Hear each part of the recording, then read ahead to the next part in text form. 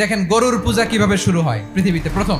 বনি ইসরায়েলের এক দুষ্ট লোক ছিল, নাম সামিরি। সে সবাইরে বলল তোমাদের স্বর্ণগুলো ফালাও। স্বর্ণগুলো ফেললো, বনি ইসরায়েলের স্বর্ণগুলোকে গলিয়ে গরুর বাচ্চা বানালো, গোবৎস।